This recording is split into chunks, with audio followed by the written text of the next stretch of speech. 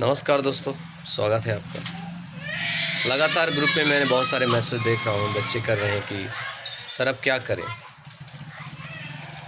देखिए, मैं अगर कुछ कहता हूँ तो कम से कम 10% लोग या 5% या 1% लोग जो हैं उस बातों को राजनीतिक तरीके से ले जाते हैं, जबकि मैं अपने आप को पावरफुल नहीं करना चाहता, मैं आपको पावरफुल करना चाहता हूँ। लगातार सदियों से देखा गया है कि एक सामान्य व्यक्ति को, शिक्षित व्यक्ति को, गरीब के व्यक्ति को सत्ता से दूर रखा जाता है। चाहे वो कांस्टेबल की तैयारी कर रहा हो, चाहे एसआई की तैयारी कर रहा हो, चाहे पीएससी की तैयारी कर रहा हो। जो एक मजदूर वर्ग है, जो एक सामान्य परिवार से आता है, उसको बताया जाता है कि देखो विधानसभा की सीट गंदी होती है, राजनीति गंदी। जानबूझ के विधायक कभी अपने बच्चों को नहीं सिखाता, विधायक अपने बच्चों को सिखाता तुम विधायक ही बनना, प्रधान ही बनना, काउंसलर ही बनना।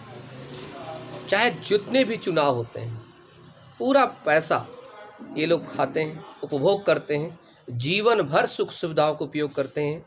आप जब पूरी मेहनत करते हैं, 30 साल की एक आईएएस अधिकारी की जॉब करते हैं, कोई भी जॉब करते हैं, 2004 के बाद से सिस्टम है ही है। आपको पेंशन भी तब मिलती जब 20 साल 30 साल की जॉब करने के बाद आपको मिलती है। यहाँ एक दिन का विधायक बनता है और उसको 80,000 रुपया पर मंथली मिलती है। ताउम्र किस बात की पेंशन मिलती है उसको? 80,000। और इधर कांस्टेबल को 12,000 रुपये की सैलरी के साथ समझौता करना पड़ता है। तो मेरा एक ही अनुमान है, एक ही रिक्वेस्ट है आप सबसे। हमने आंदोलन किया, आपने देखा कि लगातार बहुत बड़ा आंदोलन रहा, सरकारें तक बातें पहुंची, अरेस्ट हुए, कोई बात नहीं। फिर थोड़ा कुछ दिन हम ठंड हुए, लगातार दूसरी जगह करते रहे, सरकारों ने हमसे बातों का दौर करना शुरू किया, लेकिन तब भी हम नहीं रुके। एक तरफ बातें चल रही थी, एक तरफ दूसरे शिक्षक जो हैं आंदोलन कर रहे थे।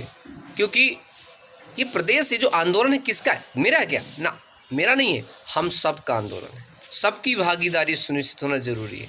जिनको लगता है कि मैं अलग हूँ, या दिनेश चौहान के आंदोलन है, वो दमोह वाला आंदोलन था, वो इंदौर बना, वो पहली बात तो बहुत है अति बेवकूफ़ है जो ऐसा सोचते हैं कि आंदोलन अलग अलग होते हैं। आंदोलन किसके लिए है? भर्तियों के लिए, पुलिस भर्ती के लिए, बाकी चीज़ों के लिए। तो सरकार कुछ बातें तो मानी कि भैया ठीक है, सारी भर्ती हम पीवी से करवाएंगे, बस इतना मान के चली गई। हाँ, अरे भैया, आपसे मांग की जा रही थी लगातार पुलिस भर्ती के लिए, आप एक बार भी नोटिफिकेशन नहीं पाए, कैलेंडर अपडेट नहीं कर पाए, आप इतने व्यस्त थे। तो आज फिर से मुझे बच्चे पूछ रहे हैं कि अब क्या करने की गुरुजी, क्या करें? मैं बोलूँगा तो को गुरुजी राजनीति कर रहे हैं।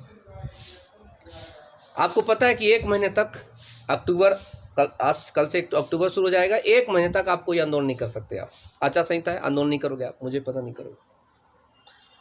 तो इस दौरान करें क्या? इस दौरान एक इतिहास लिख सकते हैं आप। कुछ नहीं करना, आपस में जितने बच्चे हैं, जितने शिक्षक हैं, अपने बच्चों को सपोर्ट करके चुनाव में बच्चों को खड़े कर दें। जो खड़ा होना चाहता है स्वैच्छिक तौर पर, दूसरे लोग उनको समर्थन कर दें, 500, 100, 150, 1000 रुपये करके, ताकि अपनी जमानत राशि दे दें। इससे होगा क्या? लोग बोले होगा क्या? बहुत बड़ा आंदोलन होगा। पूछो कैसे? अपने आप में भारत के इतिहास में एक एक विधानसभा सीट से, ज़्यादा नहीं, 1 या 2 विधानसभा सीट पे लड़ना चुनाव, एक ही विधानसभा सीट से 100 कैंडिडेट खड़े करें, बेरोजगार खड़े हों 100, 150, एक ही कैंडिडेट। अब होगा क्या? चुनाव आयोग तो नहीं कर सकता भाई तुम लड़ नहीं सकते, राजनीतिक अधिकार तुम्हारा भी है। जब ये होगा तो इनके पास ईवीएम मशीन अलग से लगानी पड़ेगी। कितनी? अब खुद अंदाज़ा लगाओ, एक ईवीएम में कितना होता है, तो सोचो कितनी ईवीएम लगेंगी। अपने आप में एक एल्गार होगा। ये भी एक आंदोलन का तरीका है, जो मेरी समझ कहती है, जो मेरी एजुकेशन कहती है, जो मैं बड़े बड़े आईएएस अधिकारी, रिटायर्ड आईएएस अधिकारी जो समझाते हैं, बड़े बड़े डायरेक्टर लोग समझाते हैं, उनके द्वारा ये बात रखी गई कि अगर बेरोजगारी खड़ा होता है, मत लड़ो चुनाव में, मत जाओ, प्रचार मत करो, कुछ मत करो, बस तुम फॉर्म में भर दो। क्योंकि नोटा में तो दबाओगे, मुझे बीजेपी नहीं पसंद, मुझे कांग्रेस नहीं पसंद, मुझे ये नहीं पसंद, मुझे फलाना नहीं पसंद, यही करोगे आप।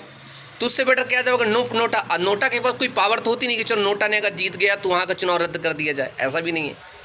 और अगर आप खड़े होते हो 2 सीटों पर भी, अगर 100 कैंडिडेट, 50 कैंडिडेट उतर जाते हैं, तो अपने आप में इतिहास होगा। ये चुनाव आयोग पीछे पड़ जाएगा, भैया क्या बात है, सरकारें कहेंगी भैया क्या है। और इतिहास के लिए हमेशा के लिए एक एग्जाम्पल जाएगा हमेशा के लिए।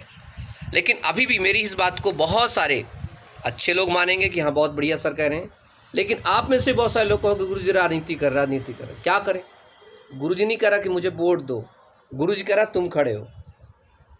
गुरुजी कह रहा वो खड़ा हो जो खड़ा होना चाहता है, युवा उसका समर्थन करे। क्यों? क्योंकि इससे एक नए प्रकार के आंदोलन को जन्म दीजिए। हमेशा याद रखिए, आविष्कार तब होते हैं जब उसमें कुछ नई सोच आती है। ये भी राजनीति के लिए एक बड़ा सा आविष्कार होगा।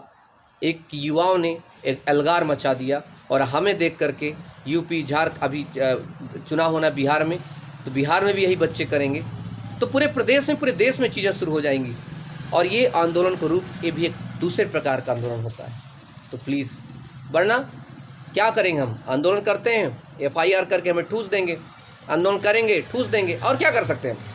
ताकत हमारे पास तो है ही नहीं बेटा। शक्ति सब कुछ संपन्न वो है। एक विधायक के फ़ोन पे इतना दम होता है कि SP को भी ट्रांसफ़र करा देता है 5 सेकंड के अंदर। ताजुब की बात तो ये है, एक IPS अधिकारी पूरे जीवन लगा करके UPSC की तैयारी करता है, 5 साल की 6 साल की ट्रेनिंग करने के बाद SP बनता है, 2 साल की ट्रेनिंग 3 साल लगभग एक्सपीरियंस के बाद उसको SP बनाया जाता है, और वो क्षण मात्र के लिए उसका ट्रांसफ़र ऐसे एक चुटकियों में कर देता है एक विधायक, मामूली सा विधायक। उसकी वजह क्या है? क्योंकि मामूली से विधायक तब इसलिए है क्योंकि उसकी औकात कुछ नहीं है। आपने उसको चुना है, आपने उसको अपनी पावर दे दी, वो पावरफुल बन गया। और आज जब मैं कहूँगा तो आपको बुरा लग जाएगा। इस वीडियो को ज़्यादा से ज़्यादा लोग तक शेयर करिए, समझाइए उनको, बातों को पहुँचाइए कि मैं कहना क्या चाहता हूँ। खड़े हो जाइए, एल्गार का समय आ गया है। इंकलाब जिंदाबाद। Bye bye.